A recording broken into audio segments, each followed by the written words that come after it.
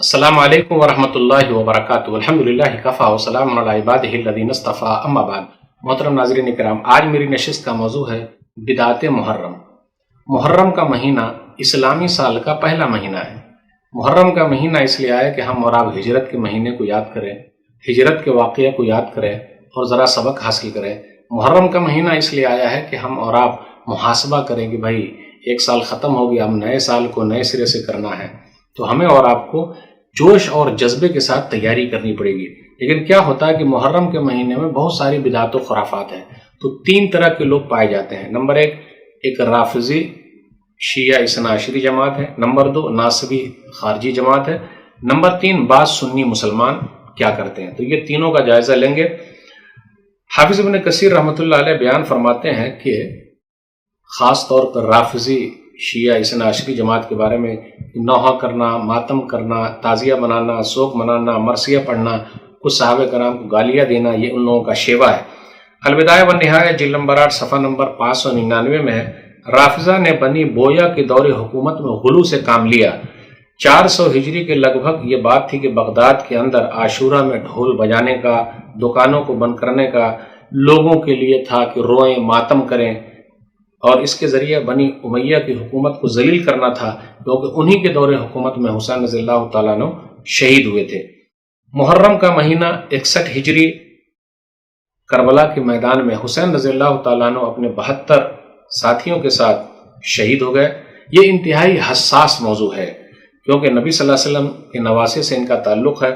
شیعہ کے یہاں عقیدہ معصومیت ہے، یعنی ان کے جو 12 امام جو بنائے ہوئے ہیں ان کو وہ لوگ معصوم عن الخطا کہتے ہیں، غلطیوں سے پاک کہتے ہیں۔ لیکن ہم اہل سنت والجماعت کہتے ہیں کہ معصوم عن الخطا، غلطیوں سے پاک صرف اور صرف نبی صلی اللہ علیہ وسلم کی ذات ہے۔ ہم ابو بکر صدیق رضی اللہ تعالیٰ عنہ کو بھی معصوم عن الخطا نہیں مانتے، عمر فاروق رضی اللہ تعالیٰ عنہ کو ہم اہل سنت والجماعت نہیں مانتے، عثمان غنی رضی اللہ تعالیٰ عنہ کو معصوم الخطا ہم اہل سنت والجماعت نہیں مانتے، علی رضی اللہ تعالیٰ عنہ کو معصوم الخطا، غلطیوں سے پاک ہم اہل سنت والجماعت نہیں مانتے، فاطمہ رضی اللہ تعالیٰ عنہا کو معصوم الخطا، غلطیوں سے پاک ہم اہل سنت والجماعت نہیں مانتے، حسن اور حسین رضی اللہ تعالیٰ عنہ کو غلطیوں سے پاک معصوم الخطا ہم اہل سنت والجماعت نہیں مانتے ہیں۔ اب آئیے ذرا غور کرتے ہوئے چلیں محرم کے اندر کیسی بدعات ہے۔ تعزیہ بنانا، حسین رضی اللہ تعالیٰ عنہ کا روضہ بنایا جاتا ہے لکڑی کا، پھر اسی طریقے سے اس کے اندر اس طریقے سے اوراق کا استعمال ہوتا ہے۔ دیکھ لیجئے مختلف قسم کے اوراق کا استعمال ہو رہا ہے۔ مصیبت کے وقت صبر کو یہ تعزیت کہا جاتا ہے، لیکن حسین رضی اللہ تعالیٰ عنہ کا روضہ بنانا، رنگ برنگ کے کاغذوں سے بنانا، افسوس کے ساتھ کسی نے طنز کرتے ہوئے کہا ہے، تعزیہ کو دیکھ کر پنڈت نے یہ کہا، مندر کا تو نے میرے نقشہ چرا لیا، کاغذ میں جب حسین کو تو نے بنا لیا تو پتھر کے دیوتا میں خدا کیوں نہ آئے گا۔ تو افسوس کی بات ہے۔ یاد رکھیے گا، تعزیہ بنانا حرام ہے، لیکن مصیبت میں تعزیت کرنا، دلاسا دینا، یہ سنت ہے۔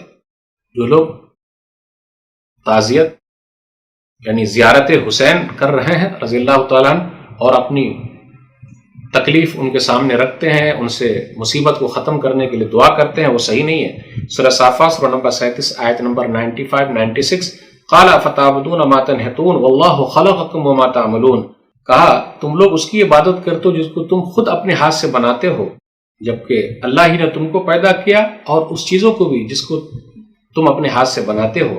یاد رکھیے گا، سب کی مراد پوری کون کرتا ہے؟ اللہ۔ دنیا کے اندر کسی کے اندر طاقت میں مراد پوری کر دے۔ ادعونی استجب لکم، سورہ مومن سورہ نمبر 40 آیت نمبر 7، مجھے ہی پکارو میں تمہاری پکار کو سنتا ہوں۔ تعزیت کے بارے میں احمد رضا خان صاحب کہتے ہیں، عرفان شریعت جلد نمبر 1 صفحہ نمبر 15، تعزیہ کے آثار کو دیکھ کر اعراض و روگردانی کریں، اس کی طرف دیکھنا ہی نہیں چاہیے۔ اب دیکھیے احمد رضا خان صاحب یہ کہتے ہیں، تعزیہ داری صفحہ نمبر 15 میں کہتے ہیں، تعزیہ بنانا، اس پر نظر و نیاز کرنا اور امید کے ساتھ جانا کہ بھئی مراد پوری ہوگی، کہتے ہیں کہ یہ سب جتنی بھی چیزیں ہیں یہ صحیح نہیں ہیں، یہ ممنوع ہے اور ناجائز ہے۔ دیکھا آپ نے، محرم کے مہینے میں نوحہ اور ماتم ہے، ماتمی لباس پہنتے ہیں، نوحہ ماتم کرتے ہیں، کالے لباس پہنتے ہیں، سینے کو پیٹتے ہیں اور زنجیر سے پورے پیٹ کو لہو لہان کر لیتے ہیں، خون خون کر لیتے ہیں۔ نبی صلی اللہ علیہ وسلم نے فرمایا نوحہ کرنے والا، ماتم کرنے والا ہم میں سے نہیں ہے۔ صحیح بخاری کتاب الجنائز حدیث نمبر 1297، لیس منا من ضرب الخدود وشق الجیوب ودعا بدعوى الجاہلیہ۔ عبداللہ بن مسعود رضی اللہ تعالیٰ عنہ بیان فرماتے ہیں، نبی صلی اللہ علیہ وسلم فرمایا جو گریبان پھاڑے، پھر اسی طریقے سے اپنے چہرے پر مارے، گال کو مارے، پیٹ میں مار رہے ہیں، اور زمانے جاہلیت کی بات کرے، وہ ہم میں سے نہیں ہے۔ سوگ منانے کے بارے میں احمد رضا خان صاحب سے پوچھا گیا، احکام شریعت جلد نمبر 1 صفحہ نمبر 127، کہ بعض اہل سنت والجماعت عشرہ محرم میں نہ تو دن بھر کی روٹی پکاتے ہیں، نہ جھاڑو دیتے ہیں، کہتے ہیں تعزیہ کو دفن کرنے کے بعد روٹی پکائی جائے گی، ان 10 دنوں میں کپڑے بھی نہیں اتارتے، ماہ محرم میں کوئی شادی بیاہ نہیں کرتے۔ جواب دیا گیا تینوں باتیں سوگ ہیں اور سوگ حرام ہے۔ آج دیکھ لیجئے شین کا اثر سین کو ہو گیا ہے، شیعوں کا اثر سنیوں پر ہو گیا ہے، اس لیے محرم کے مہینے میں شادی بیاہ نہیں کر رہے، افسوس کی بات ہے۔ مرثیہ خوانی کرنا، ماہ محرم کی مناسبت سے جگہ جگہ مرثیہ خوانی کا اہتمام کیا جا رہا ہے۔ عرفانی شریعت جلد نمبر 1 صفحہ نمبر 16 پر امام احمد رضا خان صاحب سے پوچھا گیا، فرماتے محرم شریف میں مرثیہ خوانی شریعت میں جائز ہے یا نہیں؟ فرمایا ناجائز ہے، وہ مناہی و منکرات سے پر ہوتے ہیں۔ اسی طریقے سے محرم کے مہینے میں ذکر شہادت کے لیے مجالس کا انعقاد کرنا، مجلسیں لگانا، ماتم کرنا، واقعات کو بڑھا چڑھا کے پیش کرنا، حقیقت میں جو لوگ ایسا کام کر رہے ہیں وہ صحیح نہیں ہے۔ آپ دیکھ لیجیے محرم کے مہینے کو رنج و غم کا مہینہ کہا جاتا ہے، کسی حدیث میں لکھا ہوا ہے، نبی صلی اللہ علیہ وسلم نے کہا ہے کہ رنج و غم کا مہینہ ہے، قرآن کریم میں لکھا ہوا ہے، تو کیوں ہم اور آپ ایسا کہتے ہیں؟ اس لیے آپ دیکھیے گا چھوٹے چھوٹے بچوں کو بھی پیٹ پر مارا جاتا ہے، خون کیا جاتا ہے، لہو لہان کیا جاتا ہے۔ آپ گلی سے گزر جائیے، وہاں خون ہے، کتنی پریشانی ہے۔ شادی ایک عبادت ہے، اور عبادت کسی بھی مہینے میں کر سکتے ہیں، کوئی حرج کی بات نہیں۔ محرم کے مہینے میں حسین رضی اللہ تعالیٰ عنہ کے نام پر جگہ جگہ پانی کی سبیلیں لگائی جاتی ہے۔ محرم کے مہینے میں کھانا کھلانے کو ثواب کا کام سمجھا جاتا ہے۔ 10 محرم کو کاروبار اور روزی میں تنگی کا تصور رکھا جاتا ہے۔ محرم کے مہینے میں قبرستان کی زیارت کو ضروری سمجھا جاتا ہے۔ یہ سب کہاں سے لیا ہے بھائی؟ یاد رکھیے گا صبر کب ہے؟ جب مصیبت کا پہلا جھٹکا لگے۔ انما الصبر عند الصدمۃ الاولی، صحیح بخاری کتاب الجنائز حدیث نمبر 1283، کہ اصل صبر تو وہ ہے کہ پہلے جھٹکے ہی میں آدمی صبر کر لے۔ ہم اہل سنت والجماعت حسین رضی اللہ تعالیٰ عنہ کی شہادت کو تقدیر کا فیصلہ سمجھ کے صبر سے کام لیتے ہیں۔ میرے بھائیو، سب سے بڑی مصیبت نبی صلی اللہ علیہ وسلم کا دنیا سے چلے جانا ہے، تو ہم مسلمان تقدیر کا فیصلہ سمجھ کر صبر سے ہیں، اور 3 دن سے زیادہ سوگ نہیں منا سکتے۔ ہاں بیوی ہے تو اس کے لیے الگ حکم ہے۔ پہلے خلیفہ ابو بکر صدیق رضی اللہ تعالیٰ عنہ دنیا سے رخصت ہوئے، صبر کر رہے ہیں۔ عمر فاروق رضی اللہ تعالیٰ عنہ شہید ہوئے، ہم نے صبر کیا۔ عثمان غنی رضی اللہ تعالیٰ عنہ کا 40 دن تک پانی بند کیا گیا، ہم نے صبر کیا، وہ بھی شہید ہو گئے۔ پھر اسی طرح حسن اور حسین رضی اللہ تعالیٰ عنہ کے ابا علی رضی اللہ تعالیٰ عنہ شہید ہوئے، ہم نے صبر سے کام لیا۔ تو اہل سنت والجماعت کا عقیدہ ہے 3 دن سوگ منانا، اس کے علاوہ نہیں۔ ادھر تو کچھ لوگ سوگ مناتے ہیں، دوسری طرف ناصبی اور خوارجی لوگ ہیں، وہ لوگ کیا کرتے ہیں؟ خوشیاں مناتے ہیں، نعوذ باللہ۔ علی رضی اللہ تعالیٰ عنہ کی شہادت پر خوشی مناتے ہیں، حسین رضی اللہ تعالیٰ عنہ کی شہادت پر خوش ہوتے ہیں، یہ ناصبی اور خارجی لوگ ہیں۔ پھر اسی طرح عاشورہ کی رات قیام کرتے ہیں، قبروں کی زیارت کرتے ہیں، صدقہ و خیرات کرتے ہیں، زکوٰۃ نکالتے ہیں، عشر محرم کی فجر کی نماز میں اسی سورہ کی تلاوت کرتے ہیں جس میں موسیٰ علیہ الصلوۃ والسلام کا تذکرہ ہے۔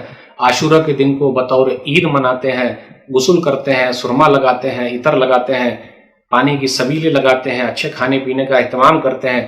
پانی پیو تو یاد کرو پیاس امام کی، پانی پیو تو یاد کرو پیاس امام کی، پیاس و یہ سبیل ہے شہیدوں کے نام کی۔ نعوذ باللہ، کیا کیا کر رہے ہیں لوگ۔ علی رضی اللہ تعالیٰ عنہ کا مقام و مرتبہ کتنا اونچا ہے۔ نبی صلی اللہ علیہ وسلم نے بیان فرمایا، من کنت مولا فعلی مولا، سنن ترمذی کتاب المناقب حدیث نمبر 3713، میں جس کا مولا ہوں علی اس کے مولا ہے۔ نبی صلی اللہ علیہ وسلم نے حسن اور حسین رضی اللہ تعالیٰ عنہ کے لیے اللہ تعالیٰ سے دعا کی ہے، کیا کہا؟ صحیح بخاری کتاب و فضائل اصحاب النبی کتاب نمبر 62 حدیث نمبر 3747، اسامہ رضی اللہ تعالیٰ عنہ کہتے ہیں کہ نبی صلی اللہ علیہ وسلم نے ان کو لیا اور حسن رضی اللہ تعالیٰ عنہ کو لیا اور کہا، اللہم انی احبہما فاحبہما، اے اللہ میں ان دونوں سے محبت کرتا ہوں، تو بھی ان دونوں سے محبت کر۔ آج کل بعض سنی مسلمانوں کے حالات کیا ہے وہ میں بیان کرنا چاہ رہا ہوں۔ المنبر 6 دسمبر 78 عیسوی کا ایک اخبار ہے، اس کے اندر مولانا عبد الماجد دریابادی کہتے ہیں، میں مولانا کی تمام بات سے اتفاق تو نہیں کرتا لیکن چند باتیں بیان کرنا بہت ضروری ہے۔ نوجوانان جنت کے سردار حسین کی برسی اس مہینے میں منائی جائے گی، مگر کیوں کر اور کس طرح؟ سرخ سرخ خون کی یاد میں نئے نئے سبز رنگ کے کپڑے رنگ لیے جائیں گے، گھر گھر مزیدار حلوے اور شیر مالوں کے حصے تقسیم ہوں گے۔ وہ پیاس میں تڑپا تھا، ان کی پیاس کو یاد کر کے برف اور دودھ ڈال کر اعلیٰ درجے کے شربت تیار ہوں گے اور کئی کئی گلاس حلق کے نیچے اتارے جائیں گے۔ پیاس میں تڑپا تھا میں پورے طریقے سے اتفاق نہیں کرتا، کیونکہ اور بھی بہت ساری روایت ملتی ہے جو صحیح ہے اور اس پر غور کرنے کی ضرورت ہے کہ جی وہاں تو پانی موجود تھا تو تڑپنے والی بات کیا ہے۔ ان کی برسی منانے والے مٹی کے چراغ، بجلی کے کنکو میں گیس کے ہنڈے جلا کر ساری رات ایک میلہ اور جشن قائم رکھیں گے، جبکہ حسین رضی اللہ تعالیٰ عنہ نے اپنی راتیں اللہ کی عبادت میں گزاری تھی۔ مولانا عبد الماجد دریابادی رحمہ اللہ کہتے ہیں، اس گھرانے کی کنیز اور باندی ہونے پر فخر کرنے والی عورتیں اپنی راتیں خوشی لانے کی پوری رعایت کے ساتھ کمالات دکھانے میں بسر کر دیں گی، جبکہ حسین رضی اللہ تعالیٰ عنہ گھر کی عورتیں معاذ اللہ میوزک یا شاعری کے قریب بھی نہ گئی تھی۔ آج ان کے نام پر پورے 10 دن ہر گلی کوچے میں ڈھول اور تاشوں کے شور سنائی دیں گے، جبکہ حسین رضی اللہ تعالیٰ عنہ کے کان میں ساری عمر باجے کی آواز نہ پڑی ہو۔ تازیے اٹھیں گے، علم گشت کریں گے، براق بنیں گے، مجلسیں برپا ہوں گی، کہیں چائے تقسیم ہوں گے، کہیں شیر مال بنیں گے۔ غرض پورے 10 دن خوب دل کھول کر جشن رہے گا۔ جو کھانے کبھی نہ کھانے کو ملے تھے وہ کھانے میں آئیں گے، جو منظر کبھی دیکھنے کو نہ ملے وہ دیکھنے کو ملیں گے۔ یہ سب کون کرے گا؟ آریہ نہیں، یہودی نہیں، سکھ نہیں، پارسی نہیں، دشمن نہیں، دوست، غیر مسلم نہیں، بلکہ اپنے آپ کو مسلمان کہلانے والے، اور مسلمانوں میں بھی شیعہ نہیں بلکہ اپنے آپ کو سنی کہلانے والے اور اہل سنت والجماعت ہونے پر فخر کرنے والے لوگ کریں گے۔ اگر کوئی اس سارے ہنگامے عیش و عشرت کے خلاف، ان 10 دنوں کے خلاف نہیں بلکہ ان 10 دنوں میں مذاق اڑانے والوں کے خلاف زبان کھولے تو وہ مردود ہے، دشمن اہل بیت ہے، لا مذہب ہے، بے دین ہے اور سب کے عقائد کو بگاڑنے والا ہے۔ دیکھا آپ نے، یہ عبد الماجد دریابادی نے کہا، اپنے سماج میں تو یہی ہو رہا ہے۔ معاویہ رضی اللہ تعالیٰ عنہ کے بیٹے یزید کو لعن و طعن کیا جاتا ہے اور لوگ فخر محسوس کرتے ہیں۔ یاد رکھیے گا، کسی شاعر نے تو کہا، قتل حسین اصل میں مرگ یزید ہے، اسلام زندہ ہوتا ہے ہر کربلا کے بعد۔ یہ صحیح نہیں ہے، اسلام اس کے بعد تو اور کئی حصے میں بڑھ گیا۔ کربلا کا واقعہ نہ قرآن میں ہے نہ حدیث میں ہے، پھر بھی سب سے زیادہ یہ مسئلہ اہم بنا ہوا ہے۔ کوئی مائی کلال ایک روایت بتا سکتا ہے کہ حسین رضی اللہ تعالیٰ عنہ نے کبھی بھی یزید کو پلید کہا تھا؟ کسی ایک صحابی نے یزید کو فاسق و فاجر کہا تھا؟ کیا حسین رضی اللہ تعالیٰ عنہ نے کہا تھا کہ میں یزید کے ہاتھ پہ بیعت نہیں کروں گا کیونکہ وہ یزید شرابی ہے، کبابی ہے، جواری ہے؟ تو یہ سب چیزیں کہاں سے آ گئی ہے؟ یہی نہ کہا جائے شین سے سین متاثر ہو گیا ہے۔ میرے بھائیوں، ہمیں اور آپ کو سب سے پہلے محبت ہے علی رضی اللہ تعالیٰ عنہ سے، لیکن اس کے بعد معاویہ رضی اللہ تعالیٰ عنہ صحابی رسول، ان سے محبت ہے۔ ہمیں اور آپ کو محبت ہے حسین رضی اللہ تعالیٰ عنہ سے، لیکن مومن ہونے کی بنیاد پر یزید رحمہ اللہ سے بھی محبت ہے۔ کیوں؟ ان کے بارے میں بہت ساری چیزیں آئی ہے جس پر غور کرنے کی ضرورت ہے، اور حق بات کو بیان کرنا یہ سب سے اہم چیز ہے۔ آئیے دیکھیں صحیح بخاری کتاب الجہاد والسیر حدیث نمبر 2924، یزید بن معاویہ غزوہ قسطنطنیہ پر حملہ کرنے والی خوش نصیب فوج کے امیر تھے۔ اول جیش من امتی یغزون مدینۃ قیصر مغفور لہم، کہ میری امت کا لشکر جو قیصر کے شہر قسطنطنیہ پر حملہ کرے گا سب کے سب بخش دیے جائیں گے۔ حافظ ابن حجر رحمۃ اللہ علیہ کیا بیان فرماتے ہیں؟ فتح الباری بخاری شریف کی سب سے بہترین شرح ہے، تو کیا حافظ ابن حجر رحمۃ اللہ علیہ یزیدی ہو گئے؟ کہتے ہیں فتح الباری کے اندر حدیث نمبر 2924 کے تحت فیہ منقبۃ لولدہ یزید لأنہ اول من غزا مدینۃ قیصر، کیونکہ اس حدیث کے اندر معاویہ کے بیٹے یزید کی فضیلت ہے کیونکہ وہ پہلے شخص تھے جن کی کمانڈری میں قسطنطنیہ فتح ہوا ہے۔ حافظ ابن کثیر رحمۃ اللہ علیہ بیان فرماتے ہیں 352 ہجری کا واقعہ ہے، کہتے ہیں کہ یہ بدعتیں اسی وقت داخل کی گئی ہیں 352 ہجری میں۔ حافظ ابن کثیر رحمۃ اللہ علیہ نے کہا البدایہ والنہایہ جلد نمبر 11 صفحہ نمبر 292 میں کہ سب سے پہلے معز الدولہ بن بویا، اللہ کی لعنت ہو، اس نے حکم دیا کہ مارکیٹ کو بند کر دیا جائے، اس نے حکم دیا کہ عورتیں بال کھلا رکھیں۔ معز الدولہ نے یہ حکم دیا کہ بغداد کے اندر زیب و زینت کا اظہار کیا جائے، مارکیٹ کو کھولا جائے، پھر ڈھول باجے کا اہتمام کیا جائے، آگ جلایا جائے۔ میرے بھائیوں، تو محرم کی مناسبت سے ہمیں اور آپ کو یہ ملا ہے کہ 3 دن کے روزے رکھنا، 9، 10، 11 کو، اس کے علاوہ کوئی بھی چیز ہمیں نہیں ملی ہے۔ ہمیں اور آپ کو اسے بچنا ہے، بدعت و خرافات سے دور رہنا ہے۔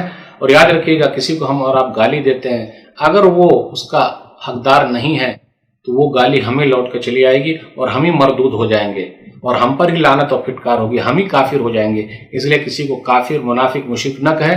قبر میں نہیں پوچھا جائے گا کہ حسین رضی اللہ تعالیٰ عنہ کی محبت میں یزید کو برا بھلا کہا کہ نہیں کہا، نہیں کہا جائے گا۔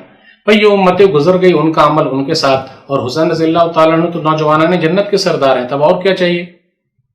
بھئی جنت کے اندر ہے نا، تو ہم اور آپ کیوں اپنی زبان کو خراب کریں؟ کیا ہم اور آپ ان کے زمانے میں تھے؟ تو میرے بھائیوں، بدعت و خرافات سے دور رہیے۔ وما آتاکم الرسول فخذوه وما نهاکم عنہ فانتہوا واتقوا اللہ ان اللہ شدید العقاب۔